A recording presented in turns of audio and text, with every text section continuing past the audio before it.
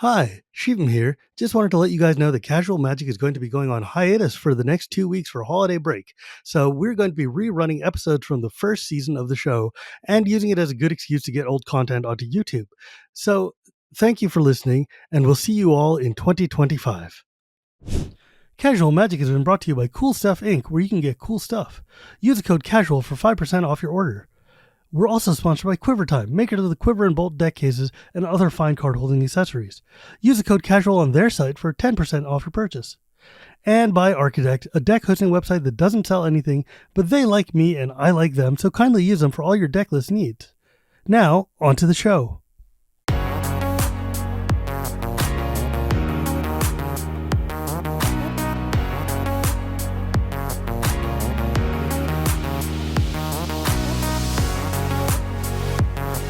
My name is Shivam Bhatt, and today I have a very special guest with me, the Endboss of Commander himself, Sheldon Menery.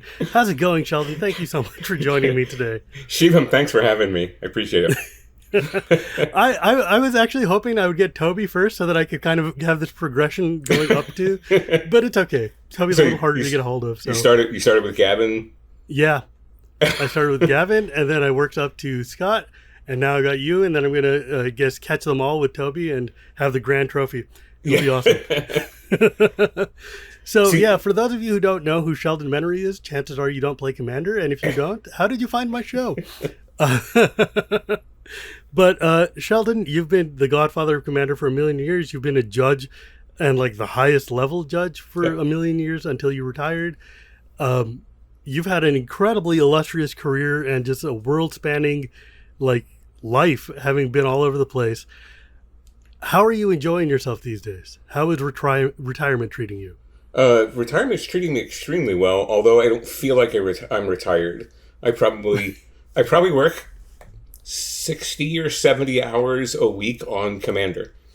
You know, that sounds like a dream job to me, not gonna lie.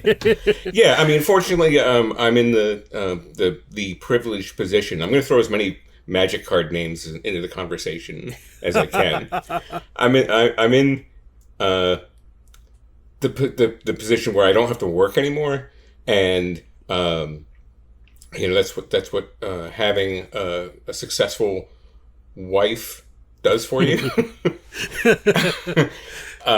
So I can dedicate my time to doing the things that I want to do, and certainly now in our COVID times, that means playing a lot of Magic, and I think that the social distancing actually hastened some of the things that we were going to do on the RC anyway, which is stand up. Well, the idea of an RC Discord and a Twitch channel and a Patreon, they were like, oh, yeah, we'll do them eventually, but now having the time and sort of the motivation to do them, I was like, let's get this done.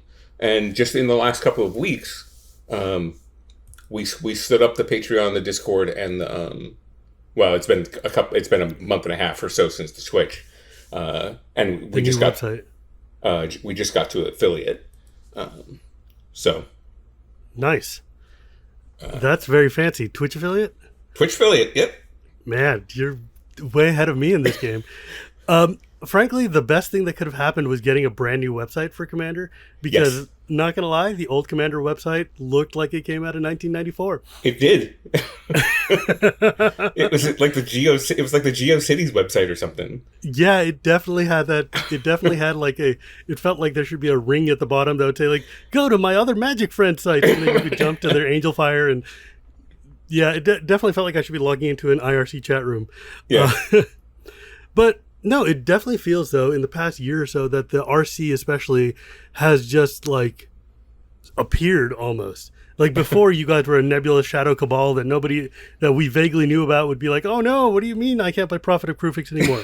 But now, it feels like you guys have a higher profile. You have much more impact and connection to the community. You've actually been doing outreach in terms of not just the CAG, but I mean in terms of, actually talking to people, playing games, doing these things, having the fact that we know who the rest of the RC is that isn't Sheldon Menery is almost unheard of, and it feels really fascinating. And I was just wondering if you could maybe Like, tell me what it's been like to, like, in these past 2 years. How have you seen Commander change, and how have you seen like it change since you guys started really actively getting involved with the community more directly? Well, I mean, honestly, there's a knee in the curve in Commander's popularity, and it was even after. And we certainly realized the popularity of the format when Wizards of the Coast came to us and said, "Hey, let's make some product for it." Sure. But there was an acceleration. There was a slow build from there, but then I don't know, probably 2015 or so, kind of really hit the turbo booster, and accelerated things. The rise of great content, I think, helped that. There had been people like yourselves and Josh and Jimmy and and a few other people that were making high quality content. But yeah, as it took it to finding a broader audience to, I think, really kick things into overdrive. So I was thinking about 2015 or so that it really started getting there. And I've been telling people one of the realizations to me about that was when whatever Scryfall used to be, Magic cards. Magic cards.info. Yeah, that info. Yeah. When they added a color identity to their search function, I'm like, okay, here we go. Yeah, once it becomes like, oh, suddenly people care about sorting cards by this specifically. Yeah. Then, I mean, when you look at Scryfall now, there's like, does it fit in your commander's color identity? Is it within? And it's all this very specific I mean, it feels like commanders, like, it's gotten to the point that people outside of Commander know about the issues we have with like hybrid mana or whatever, just because it's become so ubiquitous within the. I mean, put $1 in the jar. I have. Put $1 in the jar. And your opinion are the same here, so I've got nothing to say about that. Like, I'm not looking for that fight, God knows. But it just feels like, so like even this year, what's it been like for you to just jump in and start like really playing games on Twitch with people, or like seeing all these kind of like, I mean, it must be thrilling to you to see something like what Olivia's been doing with her stream, of just 4 people playing Commander and people coming to watch that. Yes, it's been amazing. I had begun thinking about some of these things as early as probably 2016 or so, but there wasn't really a robust culture of it, of webcam games and not. It was still there was an app that people like used to it's Cockatrice. Some bird. Cockatrice, yeah. So there was Cockatrice, but that was about it. And Magic Online vaguely. Yeah, vaguely. I think the coding for Commander on Magic Online was also a big thing. And one of the real unsung heroes of forever in Commander is Lee Sharp, who basically took that on himself to do it. Really? It wasn't, hey, it wasn't a boss saying, hey, Lee, you need to code Commander. It was Lee going, hey, boss, we need to code Commander, and I'll do it. That's kind of nuts. Yeah. Because, I mean, I played Commander once on Magic Online, and it is rough and challenging, and you can tell this program was not made for 4+ people to sit and have like 500 cards on the table at the same time. And you could just feel the server just being like I was playing a very large tokens deck, and it got really, really, really small. Really, really fast too. Yeah. So these things had occurred to me. I was like, man, we probably need to expand our reach a little bit, and we need to get into the modern world, as it were. And Gavin and I had talked about the website, and I was like, Gavin, we kind of need to do this. And like, yeah. And again, there was this. This is the thing we'll get to eventually, but it doesn't seem like there's a hard necessity to it. And then, just as there was a groundswell of sort of the involvement of the 4 of us on the RC, ready to take things up a notch, that's when I got sick. Yeah. And I was down for the count for most of a year or more, and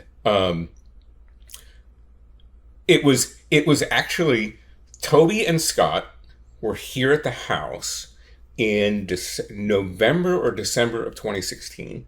I mean 2018. 2018. Sorry, we're here at the house because it was the second time that I'd gone through radiation treatment, and radiation treatment will beat you up. Yeah. Chemo's even worse, but radiation treatment will it will hurt you. And I couldn't do a lot for myself, or if it was a struggle to do it. And Toby and Scott came to take care of me. Oh, that's amazing. So that Gretchen could go back to work. Wow. Her job as a portfolio manager for a federally funded research and development company means she works at home, which is great, except when she's traveling. So, the second time I went through, they actually both did it the first time I went through treatment too. Toby was actually driving me to 6 radiation appointments a week. Oh my God. At one point, so that she could go back on the road. But they were here it was late November, early December, 2018. Like, that's how you know a friend, man. That's absolutely a friend. And we're like, well, it's time to have an RC. It had to be December. It was like, it's time to have an RC meeting because January update's coming up. So let's Skype Gavin in, and just the three of us have a meeting. And beforehand, we were just sitting around, probably eating or drinking. I don't know if I was drinking. I probably wasn't drinking alcohol at that You're probably not drinking at that point. No, I was on the brain-numbing oxycodone. Oh, God. Which I got off of. Man, that stuff makes you so stupid. Yeah. I mean, it's like also one of those hideously addictive medicines out there. Well, I'm glad that you were able to break it. Yeah. And it has other really uncomfortable side effects too. I believe. And so anyway, so the two of them were here, and we were planning a meeting, and we were just talking about things about sort of moving into the future. And I'm like, I want to get the two of you buying into this before we talk to Gavin about it. But what do you think about the idea of an advisory group that we pull from really smart people who are connected throughout the Commander community? And the two of them were like, huh. So, why didn't we think about that before? Yeah, so what brought that on? Where did you get that idea? My butt. It was just one of those moments of inspiration, I think. I was like, Commander's getting big enough where, at that point, where the four of us couldn't process all the information that we wanted to process. Even when we were traveling more, we go back to 2015 or whatever, we were all traveling a fair amount. Again, I had stepped back to go back to school for a few years. Yeah. And but Toby, Scott, and Gavin, Toby and Scott mostly were still doing a lot of traveling, so they were in the community. As the judge program changed a little bit, Toby stepped back from traveling more, which meant Scott was the only one traveling a lot, and then Scott stopped going to a lot of the GPs because he got promoted and so forth and so on. Yeah. So we weren't out as much, and it was like, how do we get out more? And traveling is one thing, but again, if you travel to an event, if I go to Command Fest, I can talk to a couple hundred people. Sure. Right? I mean, there's 1,000 people in the room. I'm certainly not going to be able to talk to all 1,000 of them in a weekend. Online, you can talk to a lot of them. And if you then have additional voices talking with you or for you, and additional ears hearing for you, then then you get a lot more. Sure. So I'm like, let's find some people. It's like, who do we, who then the discussion, then it just rolled from there. Like the discussion was, So like okay, Toby and Scott were basically on board like immediately. yeah, well, they're very smart people, and when I come up with a good idea, they know it. Fair. I mean, it's like I know when you sent the email out that, and I caught it that weekend, I was like, A, how did you get my email address? B, I was like, what a brilliant idea. Like, it just seemed like such a, like, it's one of the things, like you were saying, it's like, this seems like such a home run idea that I don't know why it didn't exist before. Yeah. Which is why we got to keep on thinking. How do we, how do we how do we do it better? How do we do it better? How do we do it better? How do we do it better? So yeah, we started brainstorming a list of names. Like who's, like the first thought was, how big do we want it? And I was adamant about limiting the size because at a certain point, above about 8, it's becomes a sea of voices again. And you're not able to distill anything as well. Yeah. I mean, if we went to 10 of the right people, it probably wouldn't be problematic. But I mean, you've been in on the joint RC-CAG meetings. Yeah, gosh. It's noisy. Even with like 6 of us, it just feels like, because we're not just writing like one sentence, we're writing like paragraphs or like essays or just like, elaborate thoughts. And it's already hard enough to get in because the discussion keeps moving. Mm-hmm. And I think that you found a good balance, especially since there's enough respect in the inside the group that we don't try to trample over each other. Yeah. But like when I'm looking at like the new Commander Discord, for instance, it's just impossible. Like there's 12 billion people who are just like in there. I'm like, okay, well, I expected. I mean, really, that was last Monday that went live, and I expected, it'll be nice if we get 50 people will show up, and Logan, who is our technical guy, is technical person to the stars, as a matter of fact. You mean the entire Magic community's technical guy? Said something to me the other day. He's like, "Do you realize how many people are here?" I'm like, "Yeah, it's about 5. It's about 500." He's like, "Why are you not excited about that?" I was like, "Is that good?"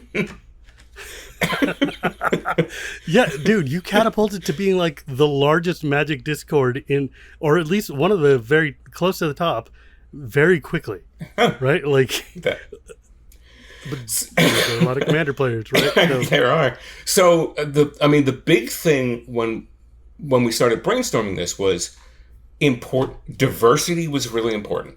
First thing, I'm like, okay, we have the privileged straight white dude vote sewed up. We don't need any more of our voice. So, okay, actually, I should take that back. It's not the largest because I just hopped into a limited resource for a second, and one of their random rooms has 615 people. Fine. We've only been up for a week, okay? But yes, I'm sorry. I just wanted to correct myself. Okay. So diversity was important, and not just cultural diversity, but diversity of voices. A style of voices, and you definitely got that. Yeah. So somebody who wasn't me brought up Josh, and I'm like, yeah, obviously that's a really good call. And actually, my first thought was Charlotte. I was trying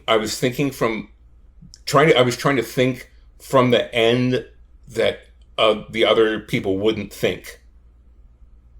Right, just to get somebody from the sort of technical rules, nitty gritty detail side, who also has a social engagement, but isn't necessarily a content creator, a cultural figure. Sure. And what I did, and one of the things I did with you was send out to a couple of dozen people. Here's whose opinion I trusted and I knew wouldn't leak anything. Here's an idea that we have. What do you think of the idea? And then got responses from people some of whom we thought about inviting, some of whom we just wanted their opinion. Sure. We weren't going to invite Gavin Verhey to be on the CAG. Fair. Right? Just like, here's an idea we have. And you were one of the, you and I had worked together on a previous podcast a couple of times. So I knew your name and, basically who you were, but then I got a number of responses. Hey, this is a great idea. If you're thinking about this, here are some names that you should consider. And your name kept coming up. That's just baffling to me. I mean, I hate saying that because it makes me sound like I'm, arrogant or something or egotistical, but it's just like me having any kind of profile at all is almost like, it's weird because I was just the guy who made a lot of noise about Kaladesh, right? Like I was the guy who was like fighting for like the one brown dude in Magic, but but it's just like it struck me as like when you sent me that email, I was like, okay, after I got past the how did he get my email, the first thing I'm like, oh, Josh must have given it to him or something, and Josh better be a part of this because if you don't have buy-in from Game Nights or Command Zone, then this whole thing will not work. The community won't accept it. Sure. Right? Like I just knew that because like they had such clout and their opinions were so respected that without having at least even just acknowledgement from them saying we bless this existence, it wasn't going to happen. And so beyond that, I was like, okay, well, if you're talking to me, I'm like, I remember you were like, tell me why you shouldn't be. And or like what disqualifies you? And I'm like, well, I don't know anything about. I mean, I'm a bad Commander player, right?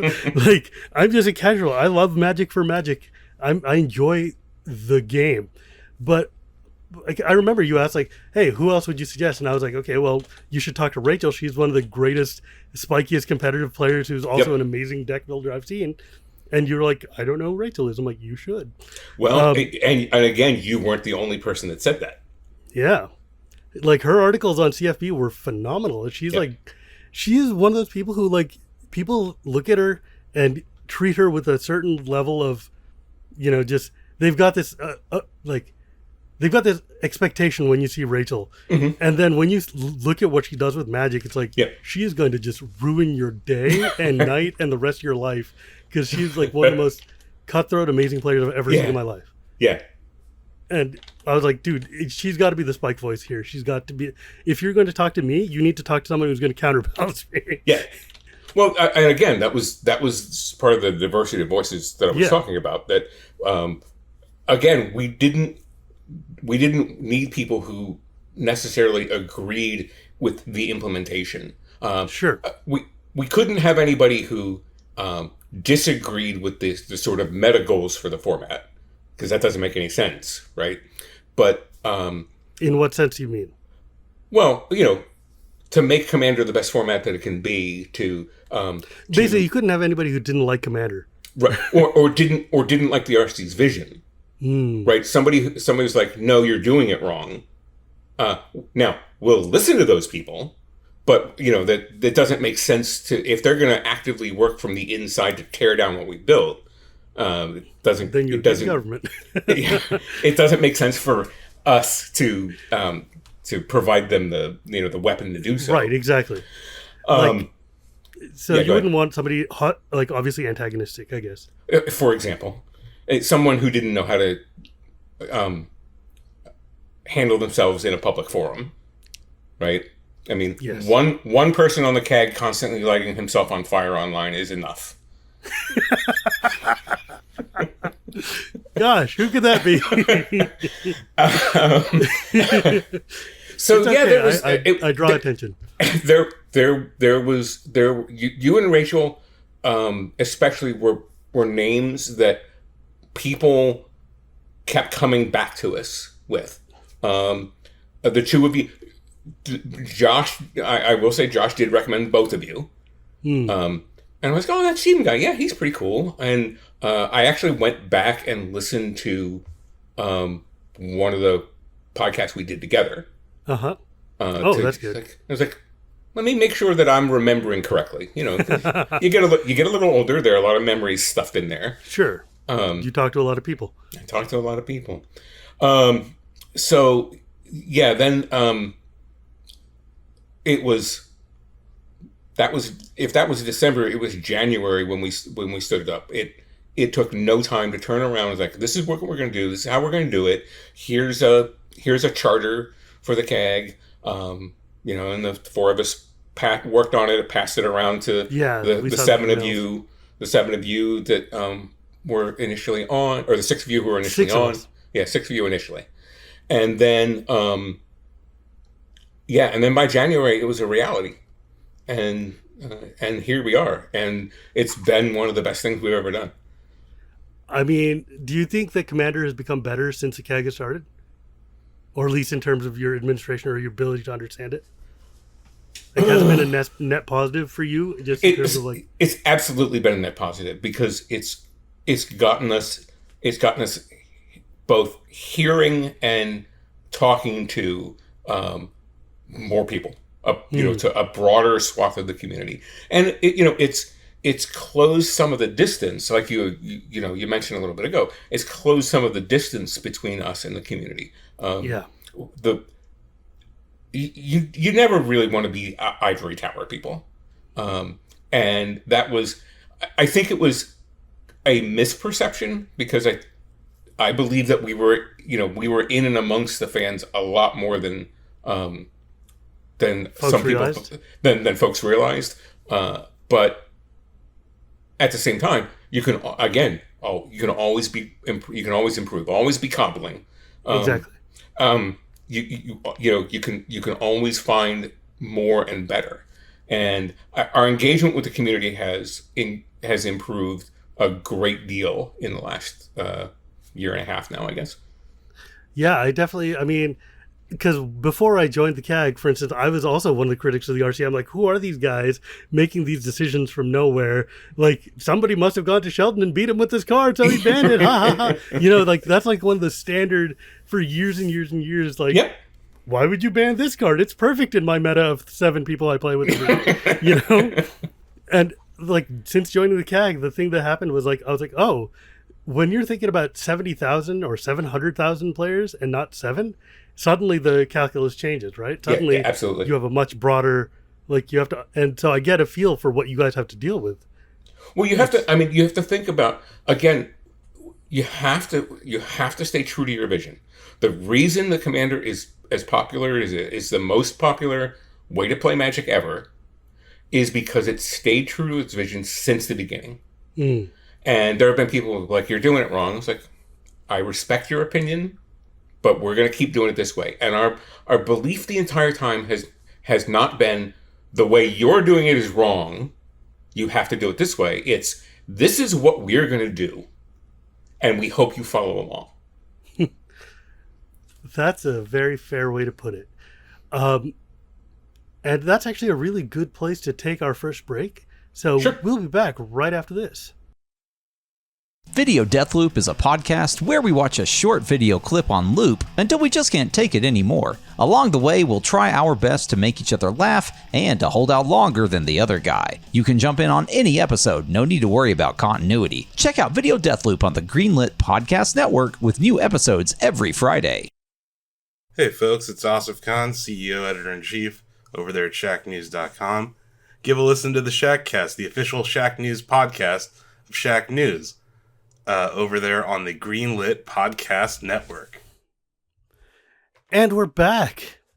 So, Sheldon, we've talked about the CAG a lot, and certainly one of the big things I know that's come from it, especially with banning Flash and learning that competitive EDH is a thing that exists, right? So, I'm sure you've seen over the years, like, many, many subcultures of, like, Commander just existing. But what do you think about this new, like, explosion, it feels like, of, like, CEDH content and just people kind of gunning for it? I don't think that the player base is as big as it appears, but, like, it just seems like such an orthogonal way to approach Commander.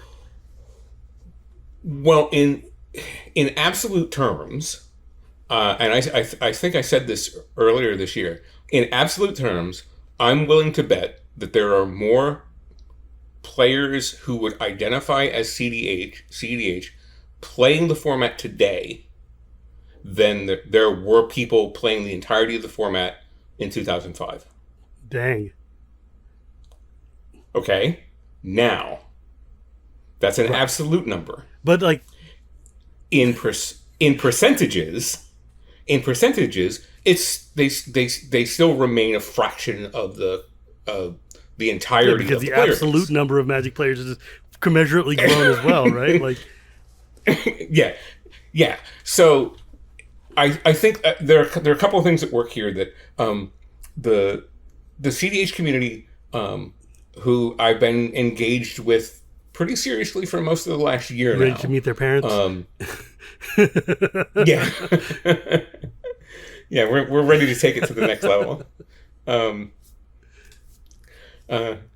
Yeah.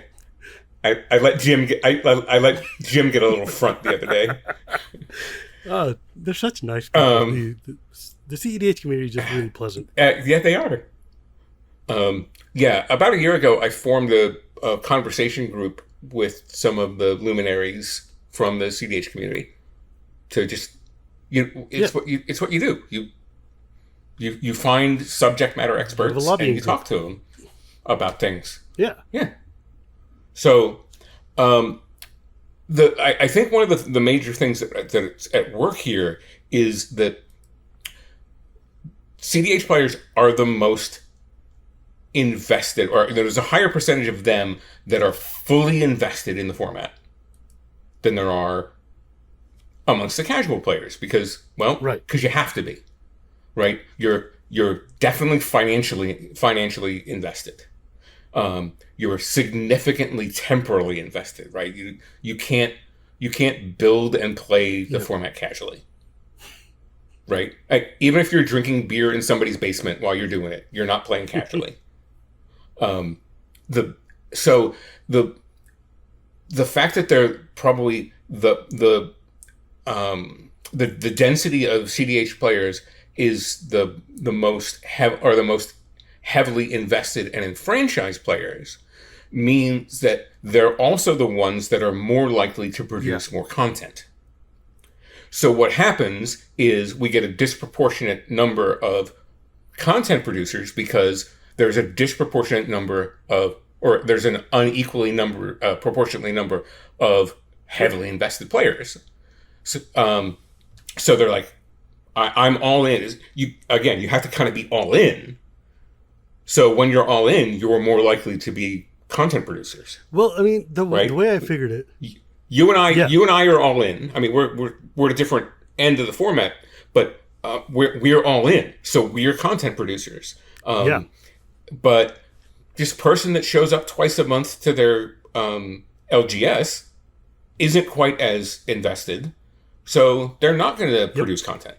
So there's you know how the internet tends to amplify small voices. Well, it's just it's just a factor. Yeah, of the because I times think that we what live it in. is, like, when you take the big cloud of Magic players, you narrow it down to like the percentage that are Commander players. That's a smaller subset of that. You narrow that down to the people who are active, hardcore Commander players who go to their store, who read articles and stuff like that.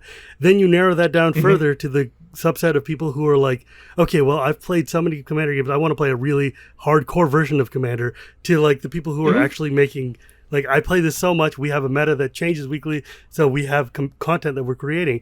And you're getting down to the very narrow end of this funnel here. And it just, because there's so many of them now, and because the thing is, casual Commander, I guess, does not necessarily have as many content producers as like CDH does, because of the very nature of, if you're playing Commander once a month with your buddies, what are you going to have a podcast for? Right? Like, what are you talking about? Yeah. So today, Jim put Llanowar elves instead of Findhorn elves in his deck. That was pretty cool. Well, I mean, it's that way with any hobby, though. The people that are making content, whether it's video games or tabletop games or whatever, are the heavily invested ones. So if you're playing in your over 40 slow pitch softball league, you're probably not putting up a website for it. But the person running the league might be. Right? So, there's levels of investment. So I think that's how how we see the breadth of, or the scope of numbers of sort of hardcore content producers. So because they're the ones that are interested in building doing off of that, then, do you think the RC has a responsibility towards trying to manage the power level of the format? The RC has a responsibility to stick to its vision and continue for Commander to be a respite from competitive Magic.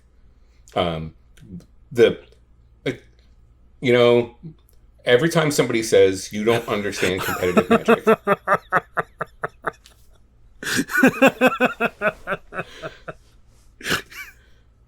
it was about I don't know. It was 2 years ago or so now. I was doing a panel. Yeah, I think it was SCG Con Summer 2 years ago. And, it was probably, we were doing a panel, and it was the fourth or fifth time in a couple of days somebody had come at me with that. And, instead of being an adult, I got a little snarky with them. And I said, I defy you to put 4 people together who know more about competitive Magic than the people on the RC. You were literally the head judge. The headest head judge. Toby writes the rules. Was also that. For God's sake, you created competitive. Are you kidding? Yeah. So I like to flatter myself that I know a thing or two about competitive Magic, and this isn't. Commander is intentionally not that. It's not to say if somebody wants to play it competitively that they're doing it wrong, or that it's bad. It's just the fact that that's not what we're doing here.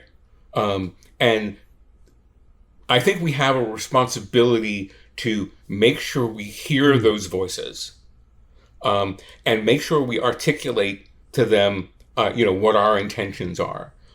And I certainly don't want them to be in pain. And when we can alleviate that pain without hurting anything else, then obviously, like we did with the Flash ban, we did it. Exactly. That's been my kind of rousing cry since the beginning too. Is look, we don't want to shift Commander from what has made it the best way to play Magic. Obviously, whatever you're doing has worked, right? It has worked on such a scale beyond that you could even quantify or even contemplate. Commander is universally the best way to the most popular way to play Magic, right? We know this. Mm-hmm. And it's best. You're right. It's best. Obviously, we're both biased. I love Commander. It's my favorite way to play Magic. And so obviously whatever you're doing is working, and it's working at a scale that's unbelievable. So when people are like, yo, competitive, you need to change Commander to be this other thing. And I'm like, but no, what we're doing works. What the RC has done, whether you like them or not, has worked. Right. Yeah. I think one of the things that's gotten me in a little trouble has been honestly answering the question, what would be the worst thing for Commander? And I'll keep answering it the same way. Turning Commander into a competitive format. Yesterday, or as of this recording, the day before, Mark Rosewater, somebody asked him, since Commander's become so popular, have you guys thought about having a pro tour or putting Commander on a GP level tournament format? And Rosewater was like, we would kill Commander if we put it. It would nothing would kill Commander faster than letting a bunch of pros get their hands on it.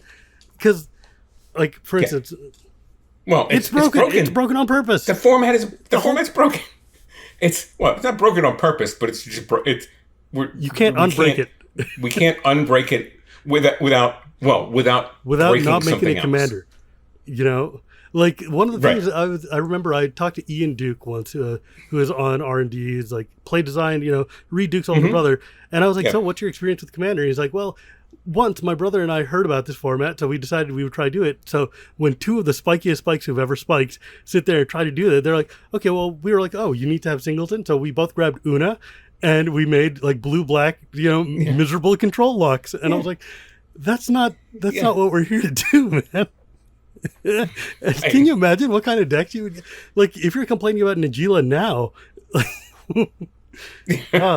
it like obviously Yeah. as the last bastion of casual that I am, I want to try to keep like my obvious goal is to keep Commander as accessible and easily just welcoming to as many people as I can, right? And Yeah. Right. The whole raison d'etre is to embrace the segment of the Magic playing population that was previously yes, unembraced. Right? There are formats. There's formats for everybody, and this is a format for the. I think Toby calls them the silent. mm-hmm. There are a lot of people that play this format that we'll never hear from, and we both have to take care of them and understand them, and we have to recognize that they're there. And the way we recognize that they're there is we know that there are more people that play Magic that we have no data on than people who we do have data on. This was a thing that came up, and the silent Magic player is probably the majority. Like, according Magic to player. all publicly available data that Watsy's given us, first off, the thing is, like, the most common way to play Magic is these are the cards I own. And the other thing is that something like 10 out of every 11 Magic players is completely invisible to Wizard of the Coast. Like, somebody is buying these cards, somebody is buying them in the droves and playing them with their friends. They're playing Commander, they're playing, things like this. We don't know who they are. They don't know who we are. They don't care who we are. And right. Well, they don't. Yeah, they're not going into. They're not going to stores and signing up for FNMs, and they're not getting a DCI card. Whatever it is now. Well, R.I.P. I guess, whatever. Yeah. So we have the thing about the data that we do have is that we also understand where that data comes from. And it comes from the more invested, and it comes from the people who are willing to self-identify. And I don't know a lot about statistics, but I know that if you're only collecting things from people who are giving it to you, who are volunteering it to you instead of you going and getting it, then you're not getting the full picture. And frankly, so we have to take our best guess. Exactly. Like, I mean, I got into Commander because I wanted a place that I could play Sol Ring and Mahamoti Jin again. I realize that is not the use case for most people, and some people like to play things like Power. You'd be surprised. But, like, they want to play things like strong decks that let them win games. I don't know what... I mean, like, that's not what I'm here to do. I'm here to dirtle all day long until something happens. But it feels like there's so many people who want to try to change the character of Commander. And to me, that just seems... like, why would you take away the one place I have to be the, playing Pylo card like I did back in 1994 and just be able to have fun? Like, I want to be able to play Vivictus Asmati, the original. I want to be able to play, like, whatever trash heap cards I've got just for funsies because I can, right? And if we start, exactly. like, that's why, for instance, Iona was such a big deal to me. When I know that you guys probably hadn't even thought about Iona at all until that first time when I brought her up in that meeting, right? We hadn't thought about it in a while. It's been out for like a decade, and in the early, there was probably a time in 2010 or 11, and I think I might even have brought it up. Yeah, and the other was like, nobody's playing it. Don't worry about it. It'll be fine. Just the thing is that I just can't get over the fact that I one day saw a kid literally with his pre-con deck sitting down at a store and unable to play because he'd been Iona locked with his monocolored deck. And I was just like, this is the one and only time he's ever going to get to play Commander. And you just basically took the format away. And I'm not here. Like, that was offensive to me personally. And like, it's just like, I'm not going to stand for that. But yeah.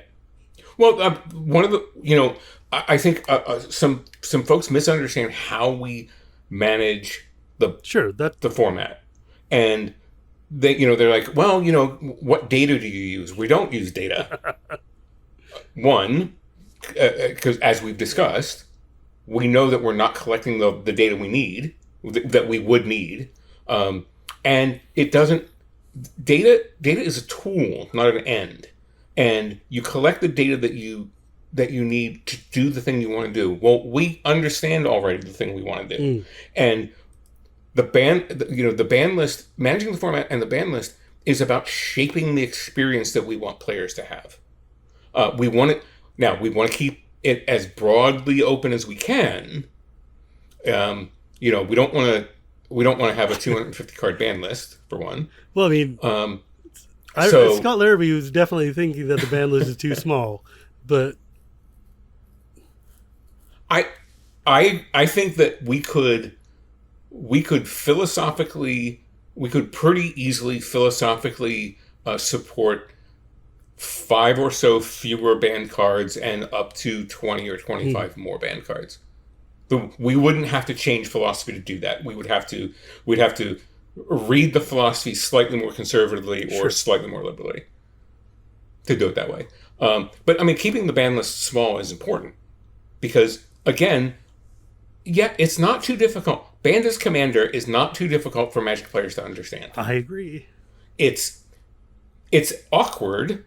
It's awkward for messaging to all those people who aren't as enfranchised as our online players, right? If you're not reading about ban lists and stuff, then it becomes a difficult messaging situation. But Magic players are definitely smart enough to understand Banned as Commander. That was never part of the argument. Like, I mean, I think we could stand to bring it back. I've brought this up to you before as well, because I think that that would open up the field to be able to take cards out of problematic situations, but still allow them to be played in Commander. And also take things like, maybe not Grizzlebrand, but like Braids or something is fine in the 99. But there's like cards like Golas, which is just like, I think would be totally okay as a 99 card, and it's just absurd as like a Commander or other such things. Nagila, for instance. But there'd have to be, for me, and I've answered this question to somebody before, there would have to be a breaking point. Right now, Banned as Commander affects 4 cards. Right? Those are the things that we would change if we brought Banned as Commander back. Like Fellas, Blades, Grizzlebrand, something else. Oreo. Which one? Oreo. The one that flips. Oh, right, and the one that the first spell. flip card from Kamigawa. Yeah. Yeah. That's completely miserable. That's a stupid card. So you don't make your rule set based on corner cases or the tiniest use cases. You make them on the you make them on the broader use cases. Now, what that number, if we were to have 12 cards that would be banned as Commander, do you start thinking about it, or do you wait till there's 25? Again, this isn't science. This is art, and we're about shaping a thing. So you gotta kind of feel your way through it. I guess because there's 2 branches off of this that come up to me. One is, it's not complicated to have Banned as Commander, but messaging it, getting it out to the people so that people understand that, oh, you can have this card, but you can't have it in your command zone. If you're invested like we are, then that's easy. We've just got a list we understand. If you're just going to a store and you're like, yo, I want to play my Lutri deck, and then you have to go through this whole rigmarole to understand what can and can't be, then it just becomes really just obtuse and irritating for the person who just wants to sit and play. But phase 2 of that, the flip side of that, is that then you get a bunch of people who are like, here's a list of unidentified cards. These are like 20x cards here that are banned. That is it. I can play everything else. And they don't sit and think about the philosophy or think about why are we banning these cards and not those cards? Why is Tooth and Nail free, but whatever else is not? And so I think we've heard from the one side of okay, well, it's good to make this easy, but what about that other side? And what about the fact that people are looking at the banned list as cut and dry? Well, I mean, we have to better articulate our message that it is there. The ban list is not a suggestion. People are like, well, if the ban list is just a suggestion, then they've started their argument incorrectly. The ban list is not a suggestion. If you're playing official commander, whatever that means, if you're playing official commander, this is the ban list.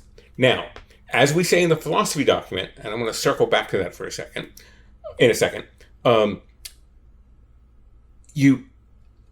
say in the philosophy document that these cards also serve as cards you may want to additionally think about not having in your playgroup. Right there in the paragraph, whatever. It's interesting to me that when we did the philosophy document update, so the last year or something. Yeah, that the new philosophy document update came out, and that was one thread on the forum, and then the ban list was another thread on the forum. Four times as many people read the ban list as read the philosophy document. Who wants to read an essay, man? So it tells me, right? That tells me that there are a bunch of players that only care about the cut and dry. Right? It's banned or it's not. I don't want to hear anything else. Okay. Well, then it behooves us to articulate better to them why they should think about more than just the cut and dry. There's some people that for whom that's not going to resonate, and I perfectly understand. Hey man, as long as you're playing and having a good time, go knock yourself out. Don't use Paradox Engine. Happy birthday. But I mean, I think again, one of the reasons that we've gotten to where we are is because we're doing it differently. One of the reasons that we have such a great community is that we're doing it differently. We've intentionally built a community that cares about the other people that we're sitting down playing the game with. Right? It's in the DNA. It's in the philosophy, and it's in the way that we formed the community. And it shows in things like somebody gifting 100 subs on Olivia's Twitch channel on Thursday night. Well, no, it was Jeremy's before, and then it was Olivia's after. They did it on Olivia's too. So that kind of communal spirit is exactly what we built, right? It's exactly what we were, the kind of thing that we were looking at when we started thinking about this. I mean, we've articulated it better and better as we've gone on, and sort of embraced more of it as we've gotten into the future. But in other formats, and again, I made my bones in competitive Magic. There's a goal. There's a primary goal. And now, people have formed wonderful relationships because of other formats of Magic, right? There are Pro Tour brothers and sisters, and there are great communities out there. But there doesn't have to be. And in Commander, there almost has to be, right? If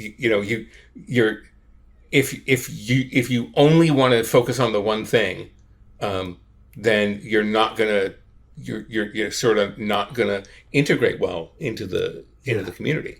And in competitive Magic, you can go crush your opponents and leave, and that was the expectation. We're done. Peace out. And as long as everybody's managing the same expectations, I'm happy with that. It's fine with me.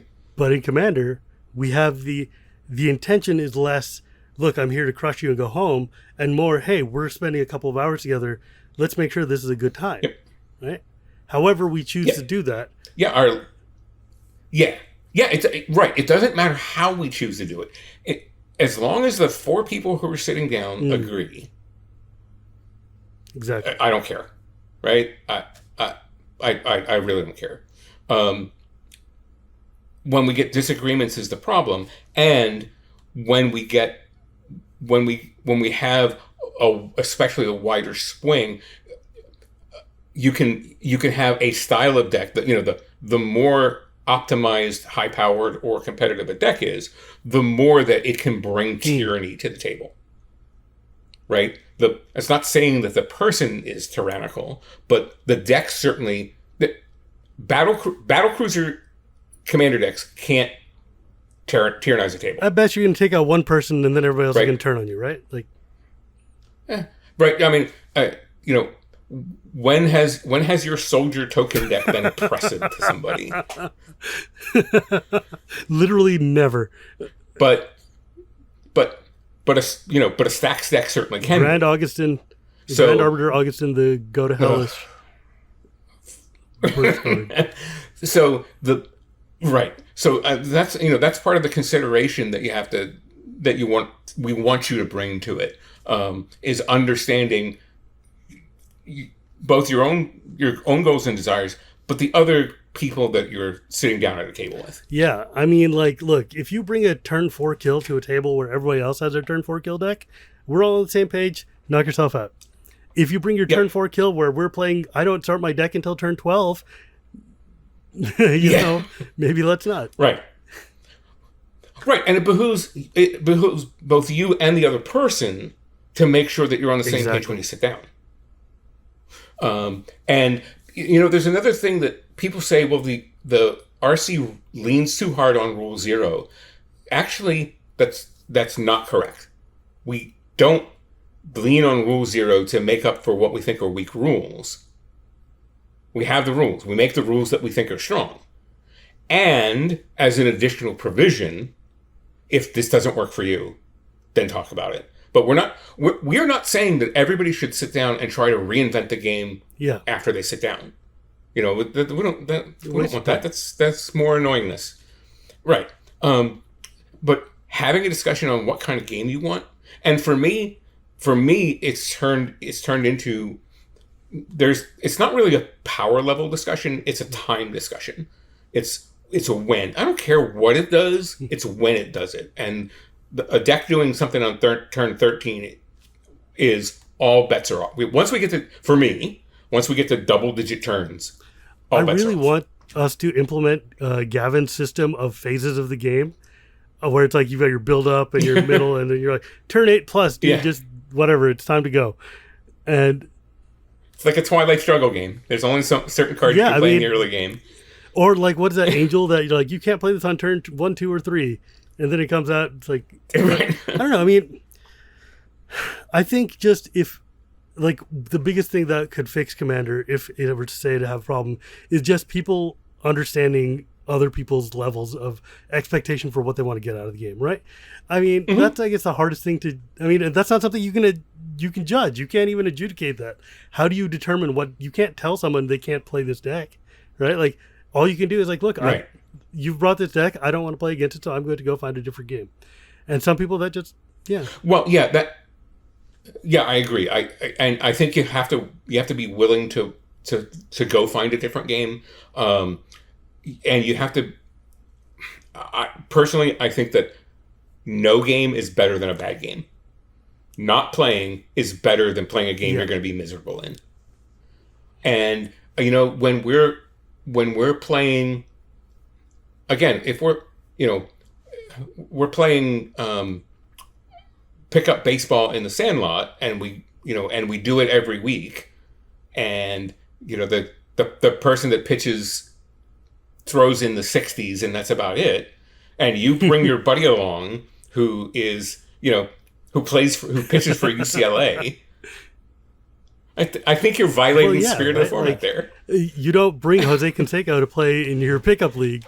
It's like sometimes it just feels a little bit like look, there's always going to be people who are going to be trying to make the most powerful deck they can, or the most collection of cards that they can. That's fine. Just also realize that maybe just carry on a deck that's a scrub deck in case you run into people, or have the understanding that like everybody wants to enjoy themselves, right? Like, I guess I wish more people would understand that part of Commander is also being able to take responsibility, not just for your enjoyment, but to make sure that everybody else is having a good time too. And I realize that's a little hippie of me to say, but that's like my entire philosophy. Like, if you're going to sit down and play, let's at least make sure that both of us are going to have a good time, right? Right in the format, right in the first paragraph of the philosophy document. Resonant experience that considers the experiences of everyone involved. I mean, that's it. If I didn't agree with where you guys were, I don't think I could be a part of the keg in terms of like, but what you guys are doing with the format just to me speaks so much in terms of the gathering, the community, the fact that we want to sit and jam a game of Magic, or we want to hang out, and Magic is the medium by which we're hanging out, right? Like, right. Look, I'm not a tournament player. I'm never going to be a tournament player, but I want to play Magic.